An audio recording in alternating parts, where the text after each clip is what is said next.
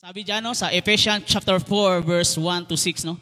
As a prisoner of the Lord, then I urge you to live a life worthy of the calling you have received. Number 2 no, be completely humble and gentle, be patient, bearing with one another in love. Number 3, make every effort to keep unity of the Spirit through the bond of peace. 4 no, then this comes one Spirit, just you were deep when you were called, one Lord, one faith, one baptism, one God and Father of all, who is over all, through all, and in all. Amen. Hallelujah. No, napakaganda yung binahagi sa atin ng ating Panginoon. Kaya nga mga kapatid, no, tayo ay yumuko at manalangin. Hallelujah, Lord. We worship you, Lord God. Glorify your name, Panginoon. Salamat, Panginoon, sa iyong salita, Panginoon, na ibinaba mo ngayon, Panginoon God. Yung revelation namin, Panginoon God, na ibinigay mo para sa amin, Panginoon. I know, Lord God, na may pinaparating ka sa bawat isa sa amin, Panginoon God. Lord, I pray, Panginoon, sa aking sarili, Panginoon God. Nawa, Panginoon, na hindi ako ang makikita, kundi ikaw lamang, Panginoon. Hindi yung kahinaan ko, Panginoon, kundi yung kalakasan mo, Panginoon, O God. I know, Father God, na hindi man ako matalino, Panginoon, bagkus, Panginoon, ha, nandyan ka para sa akin, Panginoon, O God. Lord, nawa, Panginoon, na ma-spread ko ito ng maayos, Panginoon, O God. Nawa, Panginoon, ma-encourage sila, Panginoon, sa pakikinig, Panginoon, sa iyong salita, Panginoon, O God. I know, Father God, na matatagumpay kami, Panginoon, sa pamagitan itong salita mo, Panginoon. I know may gusto kang sabihin para sa amin, Panginoon O God. Lord, binabalik lang namin ang pinakamatas na papuri, parangal, pagdakila, at pagpasasalamat sa pangalan ni Jesus. Amen at amen. Hallelujah. No? Na sino dito pag may pagkakaisa, may magtatagumpay. Amen? Kaya nga kapatid, no, na sa pagkakaisa sa isang church, no, dito po sinasabi na lahat tayo tinawag ng ating Panginoon. Tinawag tayo ng Panginoon kasi may kanya-kanya tayong mga gawain. Tinawag tayo ng Panginoon kasi diyan ka nararapat. Amen? Dahil sa pagkakaisa na pinili tayo ng Panginoon, no, kahit anumang posisyon mo, kahit no, kasi di ba, hindi ako bagay diyan kasi doktor ako, hindi ako bagay diyan kasi mataas yung level ko, di ba? Kahit anong posisyon mo, pag pinagsama tayo ng Panginoon, magtatagumpay tayo. Kaya nga mga kapatid, no, na sinasabi dito na you need to be unity in the church. No? Kailangan natin ng pagkakaisa. No? Kasi mayroon ba rito maglalaro ng basketball kung isa hindi nagkakaisa? Di ba? Paano kayo magtatagumpay kung yung isa ay hindi naman nagkakaisa? Unity. Amen. Gagaya din dito, sinabi ni Paul dito sa taga-Efeso na kailangan natin, kahit nga ako nga nabilanggo, no? Kaya nga manahan tayo sa Panginoon. Kaya nakikiusap si Paul dito sa Efeso na tayo ay mamuhay na gaya ng nararapat sa mga tinawag ng Diyos. Lahat ba tayo tinawag ng Diyos? Amen! Hallelujah! Kahit na ikaw ay nakaupo dyan, tinawag ka ng ating Panginoon. Kahit ikaw nanonood dyan, tinawag ka ng ating Panginoon. Amen? Kaya nga hindi man ka manonood kung hindi ka naman tinawag ng ating Panginoon. Hindi ka pupunta ng church kung hindi ka tinawag ng ating Panginoon. Kasi sabi mo, wala akong calling dyan eh. Di ba? Wala akong calling dyan. Hindi ako bagay dyan kasi wala akong calling. Pag sinamba mo si Lord, pag nag-trust ka sa Panginoon, kaya tinawag ka ng ating Panginoon. Amen? Kaya nga sabi dito sa verse 1 says, I therefore the prisoner of the Lord. Sabi ni Paul, no? This is the statement of Paul, physical circumstance. No? Nakikita natin dito na alam natin kung ano yung buhay ni Paul doon sa bilanggo. No? Paul wrote this letter while under house arrest in Rome. No? Where he has on trial for his life. Na alam natin na gaano siya naghirap sa buhay niya, no? Pinakulong siya, no? Dumaan siya sa, alam mo na ba natin sa kalahati ng Bible sa kanya? Amen? Grabe, no? Grabe yung pagsiserve, kasi mahal niya si Lord eh. Grabe yung pagsiserve niya kay sa ating Panginoon. Amen? Alam natin yung eagerness ni Paul. Amen? Nakikita natin sa buhay niya, no? Kahit na dumating man ang trial sa kanya, pero nandyan pa rin siya. Nagsiserve sa ating Panginoon. Hindi na nawawala ng pag-asa si Paul. Amen? Then, this is also a statement of his spiritual devotion. No? Caesar verdict that did not determine Paul's destiny. No? His prison, his sentence was a divine appointment. No? Na alam natin si Paul, no, madami siyang ginagawa. Kahit na nakakulong siya, meron siyang pinapagalaw ng mga tagasunod niya. Amen? No, may pinaparating kahit na malayo, kahit nandun siya sa kulungan, meron pa rin siyang binigay na mga katulong niya na maipalaganap ang salita ng Panginoon kahit nakakulong pa siya. Amen? Then, Paul's ultimate concern was to the Lord's will, what you are willing to endure for the Lord. Ano ba yung ninanais natin, no, na kaya natin gawin para sa ating Panginoon?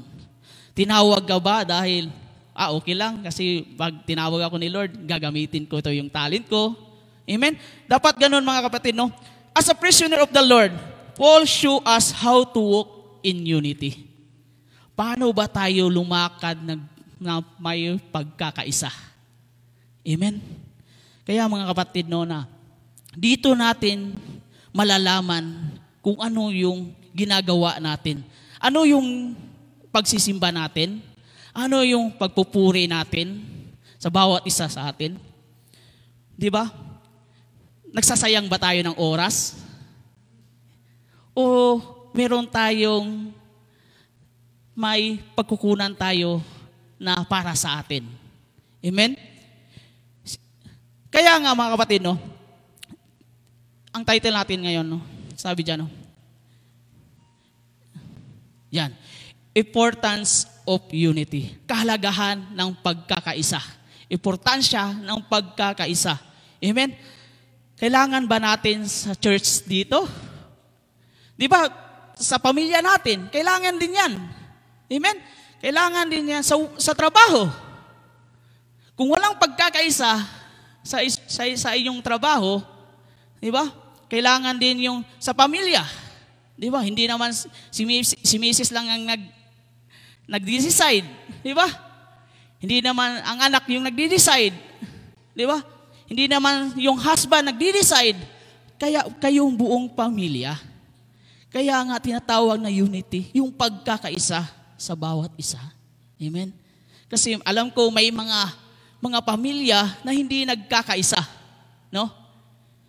But we need, sabi ni Paul dito sa atin, magtutulungan tayo. No? Kaya nga, inihimok tayo ni Paul na kung ano man yung darating na trials, nandun pa rin tayo sa pagkakaisa. Amen? Kahit na yung financial natin, no? Deceit man, no? Yung deficient, no? Nandun pa rin tayo. Hindi tayo matitibag doon kasi nandun tayo na nagkakaisa. Amen? Sabi diyan the importance of prayer sa unity, Ephesians chapter 4, 1-6, no? Is a beautiful, powerful passage of scripture. No? Na alam natin na maganda, makapangyarihan itong mga ngayong pinapahatid sa atin ni Paul ito. As Paul exhort the church of Ephesus with the eagerness like a bent over backward to maintain the unity you have in the church around Jesus and His Word. Dapat yung mayroon tayong na pagkakaisa sa ating Panginoon at sa Kanyang salita. No? Na hinimok tayo, dapat maging manabik tayo kung anong ipinaparating sa atin. kung ano yung pinapagawa sa atin ng ating Panginoong Hesukristo. No, hindi natin patatagalin. 3 things. Importance of unity. Number 1, sabi diyan, calling. No? Nakita natin doon, no? Verse 1, sabi diyan, no? As a prisoner for the Lord, then I urge you to live a life worthy of the calling you have received. Amen? Kaya't ako ay isang bilanggo dahil sa Panginoon ay nakikiusap sa inyo na mamuhay kayo gaya ng nararapat sa mga tinawag ng Diyos. Kaya nga mga kapatid, no, kahit si Paul bilanggo, pero sinasabi, nihimok tayo ni Paul na tayo ay mamuhay gaya ng nararapat kung anong tinawag niya sa atin. Amen? Ano ba yung tinawag sa iyo ng ating Panginoon? Ikaw ba maging pastor? Ikaw ba ay ministry of the kitchen? Music? Diba? Ini-encourage tayo na dapat na tayo ay mag-response sa calling ng ating Panginoon. Nagre-response ba tayo sa calling ni Lord? Amen? Kaya nga, pag tinawag tayo ng Panginoon, dapat magre-response tayo. Amen?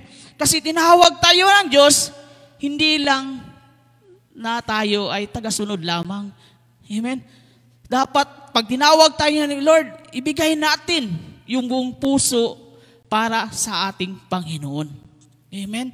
Kaya nga ako dati, pag nagsisimba ako dati, no? Magsisimba lang ako kasi Catholic Church ako eh. Di ba? Dati, yung diyan dito ba ako, sama ko lang. Pero hindi ko akalain na kahit na yun lang yung naiisip ko, yun lang yung nasa puso ko, magsisimba lang, pero iba pala yung pagtawag niya sa akin. No? Iba pala yung pagtawag ni Lord na kaya natin palang gawin. Amen? Kaya nga, pag tinawag tayo ni Lord, handa ba tayo mag-response? Handa ba tayo mamuhay gaya sa nararapat na ating gawain bilang isang Kristiyano? Amen? Hallelujah! No? Just as the disciple had been called, no? Alam natin, kahit, no? May kanya-kanya silang mga posisyon, yung mga disciple, no? Alam naman natin yung mga 12 disciple na, no? Di ba? Nakikita natin sa buhay nila na hindi naman talaga karapat dapat. Amen? Pero bakit sila tinawag ni Lord? Kasi nakikita sa kanila yung puso. Kasi hindi naman si Lord, ay magaling to eh. Ito magaling to. Sa pag-preaching, magaling to. Hindi naman yung kagalingan ang tinitingnan ni Lord eh. Yung puso. Kung desire ba yung puso mo na maglingkod sa Kanya. Amen? Kaya hindi naman sinasabi, ay ito, malaking yung posisyon ito. Malaking yung sahod nito. Gusto ko to gawin ito dito sa akin church. Hindi po ganun si Lord. Kaya nga, pag yung mga disciple, kahit anong mga posisyon nila, di ba? Meron pa nga, di ba, doon na, no? Yung naningingilang buwis, di ba? Pero tinawag pa rin sila ng Panginoon kasi alam ni Lord kung anong yung nilalaman ng puso nila. Amen? No, example natin si Paul kasi sa kanya to eh. Amen? No? Persecute, no? Nagpro-persecute sa salita ng ating Panginoon, sa mga tagasunod ng ating Panginoon. Pero bakit siya tinawag? Amen? Kasi alam ni Lord yung kagalingan niya. Yung galing niya na paano niya ipalalago ang salita ng ating Panginoon. Ganon yung pagtawag sa atin ng ating Panginoon. And the Apostle Paul had been called, hindi ko nang dinagdag no, sa 1 Corinthians chapter 1, verse 1, no, nandun po yun kung paano siya tinawag ng ating Panginoon. So, all believers had been called by God. No? Tayong manampalataya, tayo ay naniniwala sa ating Panginoon na alam na tayo ay tinawag ng ating Diyos. No? We've been called everything that God has created us to be. His people, His children, and His inheritance. No? Tinawag tayo at ginawa tayo ng Panginoon sa kanyang mga tao bilang anak at bilang tagapagmana ng kanyang mga salita. Amen, hallelujah. Kaya nga kapatid, tayo tinawag dahil gusto ng Panginoon ay magkakaisa tayo. Amen. Kasi nga mga kapatid, meron kasing pag tinawag, hindi ginagamit. No? Pag tinawag tayo ni Lord, gamitin natin. Amen?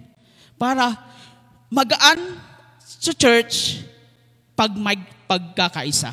Amen? Together with all Christian believers, we have been called to a common position in Christ. Amen? In which we enjoy our common blessing in Christ. No? Kung meron tayong unity, tayong lahat ay bibigyan ng pagpapala ng Panginoon. Hindi lang si pastor, hindi lang si Coach Remel ang bibigyan ng pagpapala. Kung tayo ay nagkakaisa sa church, lahat po tayo ay bibigyan ng pagpapala ng Panginoon. And number 2, our common transformation in Christ. Amen? Kung meron sa atin na hindi pa nag-transform, merong gagamitin na bilang isang tayo na maging transform siya. Amen? And our common relationship in Christ na manumbalik yung relasyon nila sa ating Panginoong Hesukristo. Amen? Dito natin makikita, pag tinawag tayo ni Lord, dapat handa tayo. Handa ba tayo tugunin yung pagtawag natin sa Kanya, sa atin? Amen? Kasi nga mga kapatid, no? Kasi mahirap kaya pag tinawag ka ni Lord. No? Marami kang pinagdaanan, marami kang pasukin, no? Na mga trials, circumstance para pag tinawag ka ni Lord. Amen? Kaya nga, no? Are you walking worthy of your calling? Amen? Kayo lang po ang nakakasagot yan. Amen?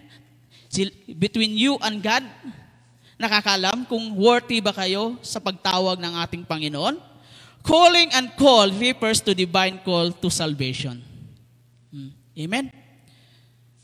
Pag tinawag na tayo, ito yung banal na pagtawag para sa ating ikakaligtas. Amen? Hindi ka naman tinawag ni Lord eh. Tinawag ka ni Lord para maligtas ka. Amen? We call on the Lord for salvation, but we are saved because He called us. Amen? Not because we call Him. No? Hindi natin siya, iligtas mo ako, Lord. Hindi. Because, Lord, He called you and me to save. Amen? Hindi yung, Lord, iligtas mo ako kasi mayroon akong kasalanan, Lord. Hindi. Kaya nga tayo, hindi tayo lovable, pero minahal pa rin tayo ng Panginoon. Ganon po yung grace na ibinigay sa atin ng Panginoon. Kaya nga, huwag natin sabihin na tinawag ko ni Lord para maligtas ako. No? Kasi nga, mga kapatid, no, si Lord po, kahit pa hindi ka mahal, minahal ka niya. Pinatawad ka niya. Niligtas ka niya sa kasalanan. Amen? Then sabi pa dito, no? But First Peter chapter 2 verse 9, no, sabi doon, no? But you are a chosen race, a royal priesthood and holy nation, a people for His own possession, that you may proclaim the excellence of Him who called you of a darkness into His marvelous light. Amen? Kaya nga mga kapatid, no, kahit nandun ka pa sa kadiliman, kaya kanyang gawin, ibalik sa maliwanag. Ganun po ang pinaparating sa atin ng Panginoon. Ganun po ipinapahayag sa atin ni Paul dito na pwede tayong nandun tayo sa kadiliman sa ngayon. Nung tinawag tayo ng ating Panginoon, nakikita mo na yung liwanag ngayon. Amen? Hallelujah? Then mga kapatid, no, kaya nga tanong ko ulit sa iyo, Are you walking worthy of your calling? No? Yun ang tanong ko sa inyo, kapatid, no? Sa akin din. Nabubuhay ba tayo gaya ng paglalakad na nararapat? No? Na worthy ba tayo na lumakad ayon sa pagtawag sa ating Panginoon? Tayo lang nakakalam yan, hindi ako. No? Si Lord lang ang nakakalam kung tayo ba'y namuhay ng worthy sa pagtawag sa atin ng Panginoon. No? Number 2, yan. Character. The importance of unity, our character. Amen? Sabi dyan no, sa Ephesians chapter 4 verse 2 to 3, no? Be completely humble and gentle. Be patient and bearing with one another in love. Make every effort to keep the unity of the Spirit through the bond of peace. Peace, no? Sabi dyan, no? Kaya kayo'y maging magpakumbaba, mahinahon at matyaga. Magmahalan kayo at magpasensya sa isa't isa. Sikapin ninyong mapanatili ang pagkakaisa sa kaloob ng Espiritu sa pamagitan ng kapayapaan nagbubuklod sa inyo. Ito po yung karakter natin. Amen? Kaya nga mga kapatid, kung wala tayo dito sa ating karakter, hindi mabubuo yung unity. Amen? Kung nagpapagalingan kayo, di ba? Hindi kayo nagkakaisa, hindi mabubuo ang unity, yung pagkakaisa. Amen? Kaya nga, hinimok ito, when we come to faith in Christ, our character is the reshape, our thinking change. No? Kaya nga mga kapatid, no? Nababasa natin sa Romans chapter 12 verse 2, no? Sabi doon, do not conform, di ba? Do the pattern in this world. No? Kung namumuhay pa tayo dito sa mundo, hindi tayo mababago. Amen? Then, our opinion, values, and attitudes are radically changed to comport with the nature and character of Christ. Character is both internal and external. Amen? Dito natin makikita kung ano ba yung karakter natin. No? Yung karakter ba natin, no, mataray ba tayo? Di ba? Di ba? Yung karakter natin, no? Hindi tayo namamansin sa ating kapwa Kristiyano, kapwa believers, no? No? Yung bang may hinahon ba tayo? No? Nagpakumbaba ba tayo? No, amen? Kaya nga, no, there are 4 character in our life. No? 4 character of unity. Nakikita natin dyan. Number 1, no, yung humility. Kababaang loob. No? Sabi dito, no, is that the lowliness of mind that enables us to respect others as better than ourselves. No? Dapat yung humility, yung pagkakabaang loob, dapat na, hindi yung sa sarili natin. Dapat nirespeto natin yung mga tagasunod, no? No, nakikita ba yung humbleness sa iyo bilang isang Kristiyano? Amen. Nakikita ba yung sarili mo na makababa ang loob tong itong tao na to, nakikita talaga yung Christ-likeness sa buhay na itong kapatid natin. Amen. Then sabi ito, it's that lowering of self just as Christ humbled Himself.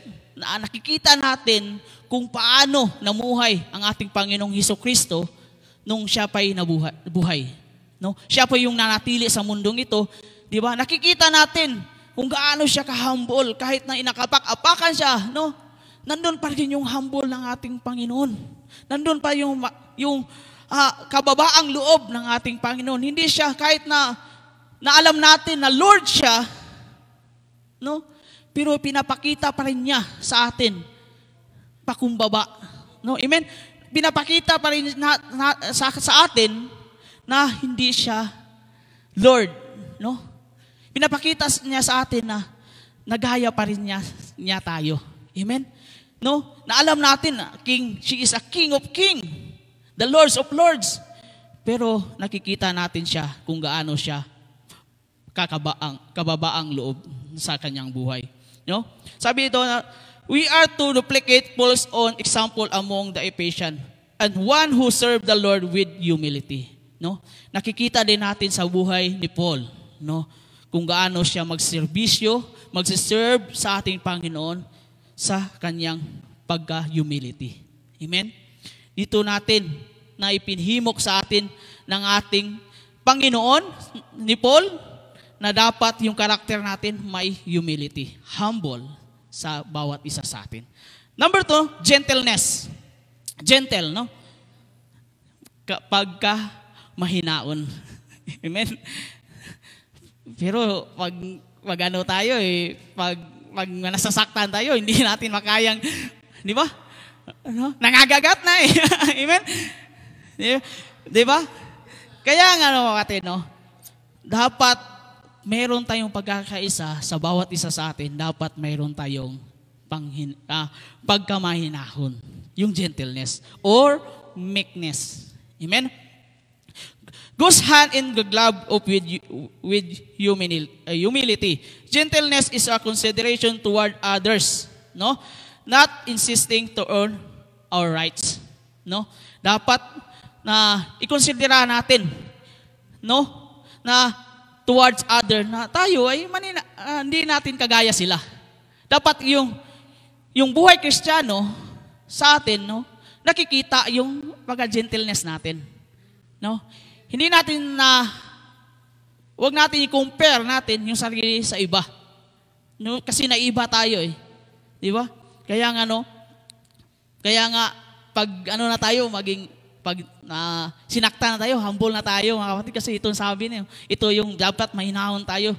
No? Pag kahit na pinagalitan tayo, minahon pa rin tayo. Amen? Kaya mga kapatid, no? Then, this is not so much outward behavior or natural disposition, but the inward grace of the soul. No? Hindi po ito sa pakinggan lang, no? Into our heart. Dapat nakikita sa panloob na tayo ay kamahinaon, no? Gentle sa bawat isa sa atin. Number 3, no? Patient. Dito, nasasablay yung iba no? Pasensya. Amen?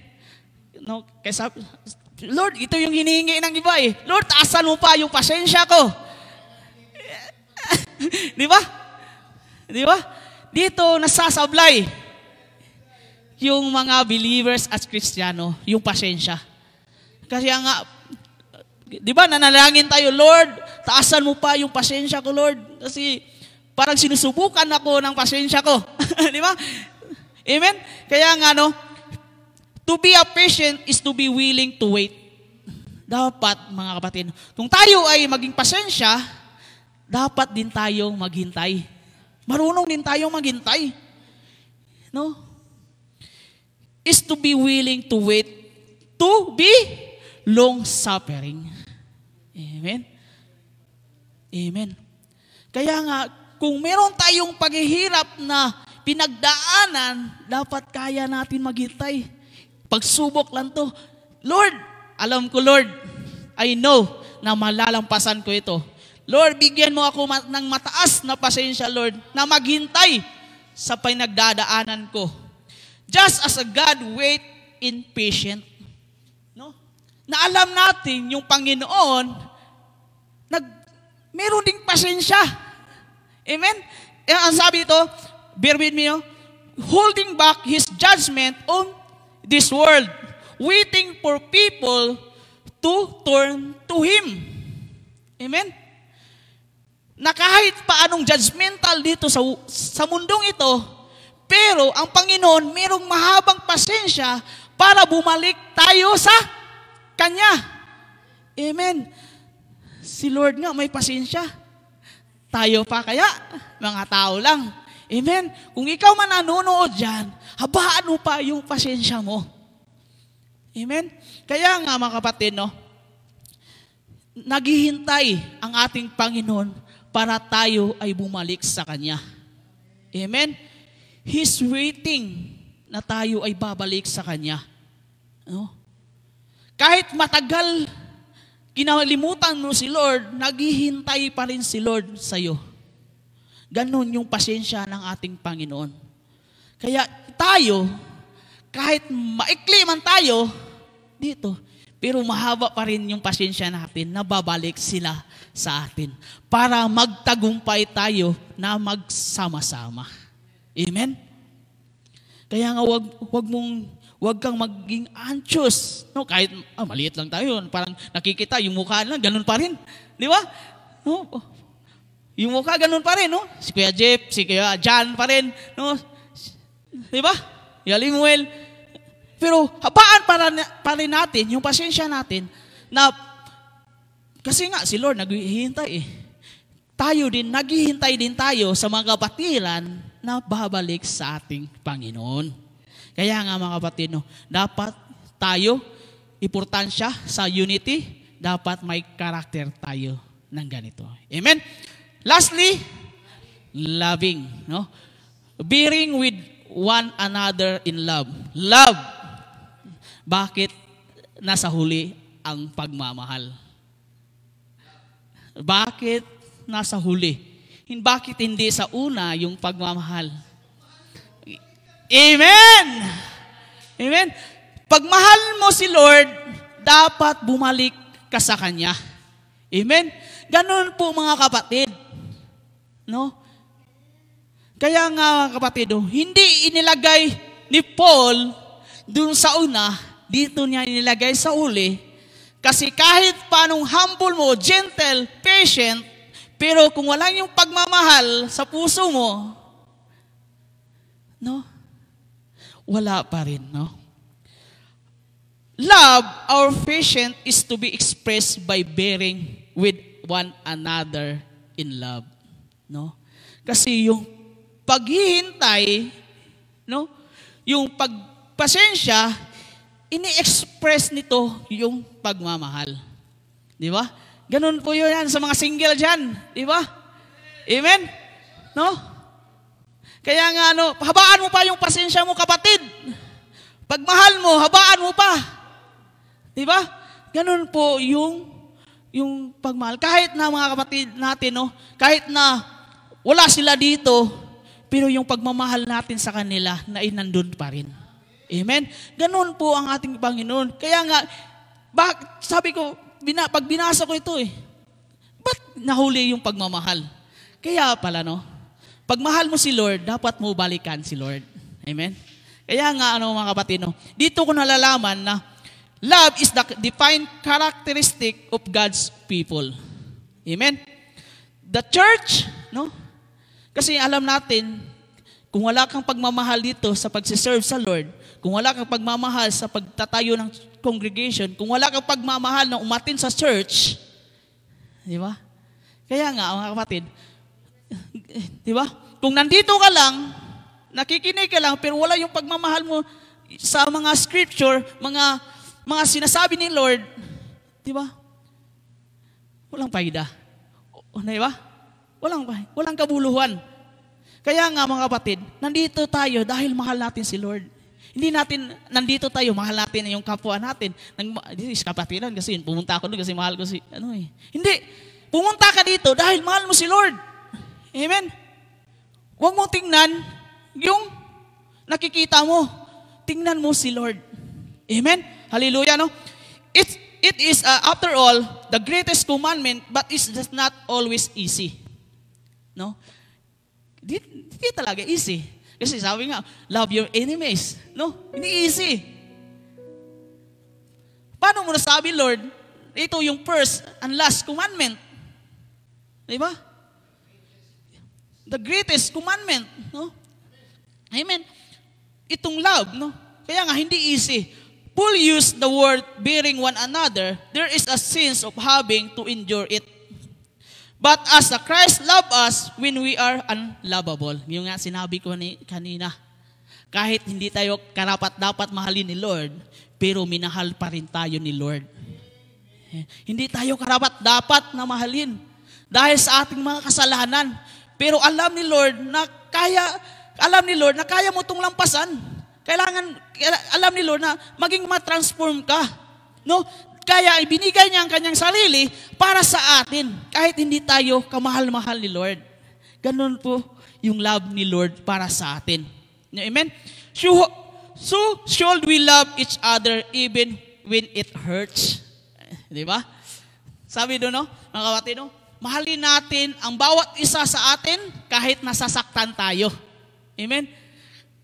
Kaya nga mga kapatid, no? Kahit nasaktan ka na, mahalin mo pa rin. Amen? Ganun po ang ipinapahayag sa atin dito. Kasi itong unity, dapat may karakter tayo na pagmamahal. Amen? Kaya mga kapatid, no?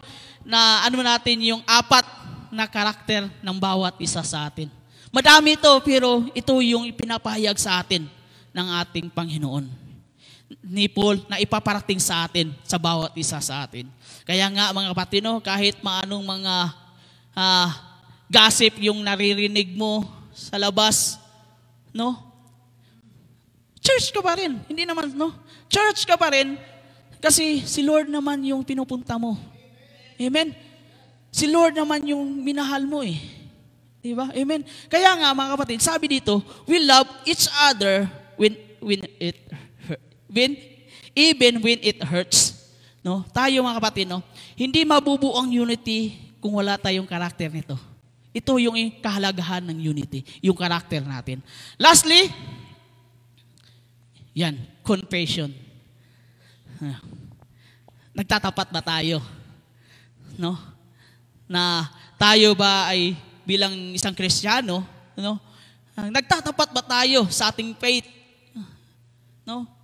Sa bawat isa sa atin. Kaya nga sabi dito, no, sa lastly, no, verse na, no, Ephesians chapter 4, verse 4 to 5 to 6, no, there is one body and one spirit, just as we are called to one hope. When you are called one Lord, one faith, one baptism, one God and Father of all, who is over all and through all and in all. Ano yung kanta natin kanina? He is the Lord of all. Hallelujah. No? Basihan natin mga kapatid, no? Kasi nga sabi dito, there can be no unity in practice without unity in belief. Amen? Amen? Hallelujah, no? Walang pagkakaisa, no? Kung walang unity sa paniniwala, no? Dapat yung confession natin, dapat yung may paniniwala. No?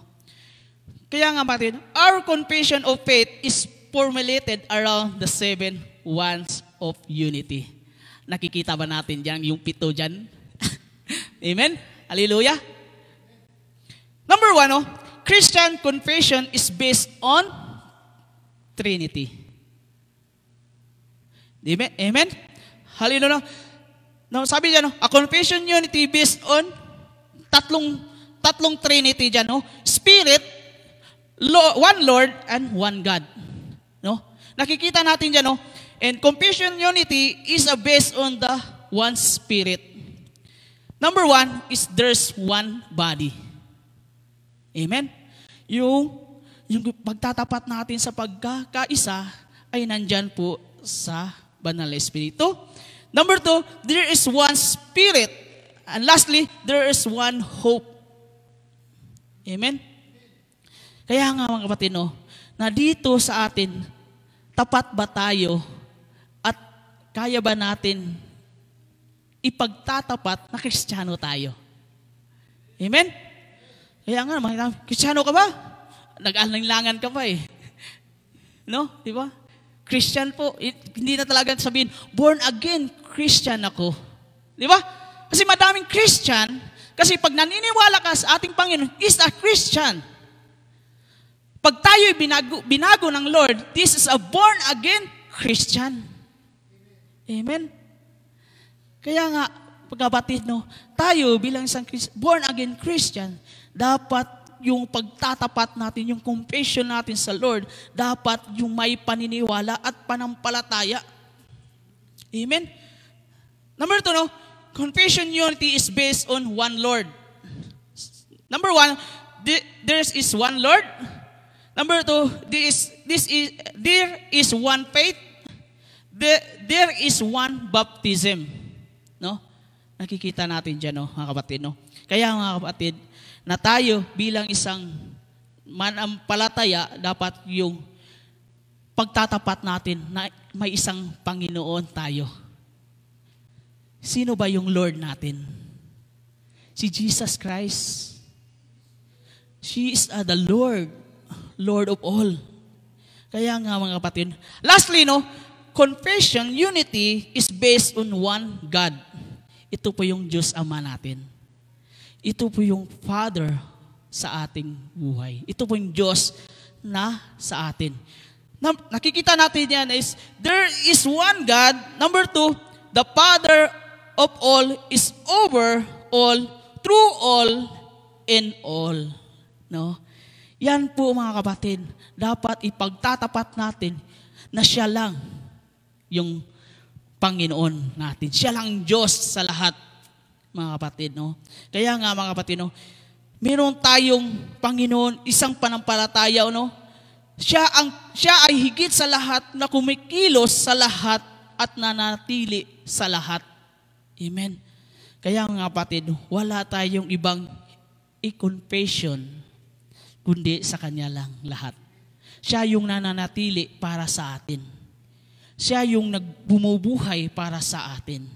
Hindi yung sarili mo yung binubuhay. Amen. Kung wala si Lord, saan ka na ngayon? Amen. Kaya mga kapatid, no, to be driven by the one true confession of faith, na tayo ay hinihimok na isang tunay na pagtatapat sa pananampalataya. Hinihimok tayo ni Paul dito na dapat yung pagtatapat natin sa pananampalataya ay nandun pa rin ba?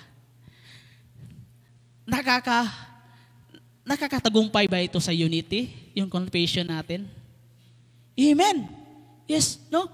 Kaya nga, there's a three importance of unity. Amen? Kaya nga, mga kapatid, no? Sabi pa dito, no? Tayo bilang isang anak ng Diyos, huwag tayong mag-alinlangan na tawagin siya. No? Huwag natin mag-alinlangan na tayo nagdadalawang isip na siya ba talaga ang Lord? Di ba? No, yung panampalataya mo, yung faith mo, no, inalinlangan mo pa. No, pinatunayan na po niya. Wala na po tayong dapat na gusto nating gawin kasi pinatunayan na ang ating Panginoon. Binigay na ang kanyang bugtong anak para sa atin. Amen? Kaya nga, wala nang iba ang ating sasambahin, purihin, dakilain, kundi ang ating Panginoon lamang. Amen? Kaya nga mga kapatid, ano ba yung command sa atin? Sa atin ng Panginoon. Sabi diyan sa 1 Corinthians chapter 1 verse 10, I appeal to you, brothers and sisters, in the name of the Lord Jesus Christ, that all of you agree with one another in what you say, and that there be no division among you, that you will be perfectly united in mind and thought. Amen. Dapat daw walang magbubuklod sa atin. Walang division. Kaya nga mga kapatid, hinimok tayo ni Paul dito na dapat tayo isang nandun sa ating Panginoong Hesukristo, walang nang maging alit-alitan. No? Kasi pinagbuklod na tayo ng Panginoon. No? Dapat magkaisa tayo sa panampalataya. Magkaisa tayo kung ano yung gustong gawin ng Panginoon para sa atin, suportahan natin. Huwag na tayong hindi naman yan para kay Lord eh. No? Pag para kay Lord, dapat magkakaisa tayo. Amen? Kaya nga hindi naman, hindi yan. Si pastor lang yung naglalakad yan eh. Diba? Dapat hindi po ganun yung natin. Ito yung command sa atin ni Paul para sa atin. Na dapat tayo ay maging united. No? Sa pag-iisip, dapat maging united tayo sa lahat, mga kapatid, sa ating mga layunin. Kasi iisa lang tayo ng paniniwalahan, kundi ang ating Panginoon lamang. Amen. Kaya magkaisa tayo, mga kapatid. No? Amen. Kaya unity. No? Binigyan ko ito ng acronym para hindi ko na sinabi, hindi ko na kasi mahaba na no. Sabi ito, unity of diversity. No? Unity of diversity. Pagkakaisa at meron din tayong pagkakaiba. No? Kung ano yung tinawag sa atin, iba-iba yung posisyon na yon. Amen? In necessity of each member. Amen? Pangangailangan ng bawat membro. Kung ano yung pangangailangan ng membro, suportahan natin. Kung ano yung pangangailangan ng congregation, suportahan natin. Kasi this is a member, no? Interdependence, no? Pagtutulungan, no? Nakikita natin, no? Dapat magtulungan tayo sa lahat ng gawain ng ating Panginoon. Amen? Tender care for one another, no? Dapat tayo ay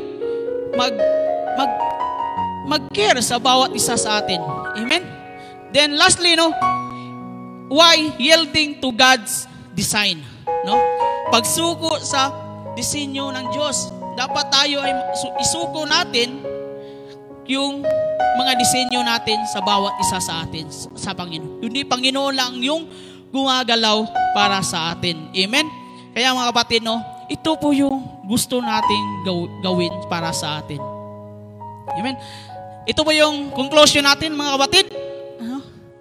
Psalms chapter 133 verse 1, no? Sabi diyan, no? How good and pleasant it is when God's people live together in unity. No? Sabi diyan, no? Napakaganda tingnan ang mga mamayan ng Diyos na mamumuhay ng may pagkakaisa. Amen? Masarap kaya tignan yung lahat ng tao ay may pagkakaisa. No? Walang alitan, no? Walang mga nag-aaway, no? Kasi nga, kaya nga, inihimok sa atin ni David ito, masaya tignan yung mga taong mamayan ng Diyos na namumuhay ng may pagkakaisa. Kaya nga, no, tayo bilang isang Kristiyano, dapat mamuhay tayo magsama-sama, together in unity. No, mga kapatid, no? Kaya nga, mga kapatid, no, inihimok sa atin ng Panginoon, maging magkaisa tayo para magtagumpay tayo sa bawat lakad natin, sa bawat pagpupuri, pagsamba sa ating Panginoon. Amen? Tayo tumayo, no? Itong binilin sa atin ng Panginoon. Sabi dito, to walk worthy our calling means to live by what is demand our position in Christ. No? Number 2, to display our new character in Christ. And number 3, to drive in by the one true confession of faith. May this be true in our church, not that we merely agree on common composition of faith, but we mirror that confession in our practice by living as those who are chosen in Christ, redeemed and looking forward to enter into our heavenly inheritance. No? Meron tayong mamanahin sa heavenly, mga kapatid, no? Dapat yung tatlong bagay na yon, yung calling, character, and confession, dapat may pagkakaisa sa bawat isa sa atin. Kaya nga, kapatid, no, tayo ay yumuko at manalangin. Hallelujah, Lord. We thank you, Lord God, sa mga salita mo, Panginoon. Salamat, Lord, sa binigay mo ng wisdom, knowledge, at understanding to spread your words, Lord God. We thank you, Lord, kasi alam namin, Panginoon, na ikaw lang yung Diyos ng magkaisa kami lahat, Panginoon. I know, Father God, na nandyan ka para sa amin, Lord. Na alam namin, Panginoon, na gusto mong gawin para sa amin. Na hindi magwatak-watak, no? Hindi mag-alitan, Lord God, but because may pagkakaisa, Panginoon. I know, Father God, na ikaw lamang, Panginoon. Ikaw lang Diyos na wala ng iba. Kasi sabi mo sa iyong salita, Lord God, you are the Lord of all, Panginoon. I know, Father God, na binabalik mo, Panginoon, kung ano ka, Panginoon, para sa amin. Salamat, Lord God, sa dako na ito, nagtagumpay kami. Salamat, Lord, dahil ikaw ang nanguna sa congregation na ito, Panginoon. Salamat sa pagmamahal, Panginoon. Salamat sa kabutihan mo, Lord God. I know, Father God, kami po ay meron kaming mamanahin na pagdating namin sa iyo, Lord God. Thank you, Lord God, sa iyong kadakilaan, Panginoon. Salamat, Panginoon. Salamat, Lord God. Sa pangalan ni Jesus, amen at amen. Thank you.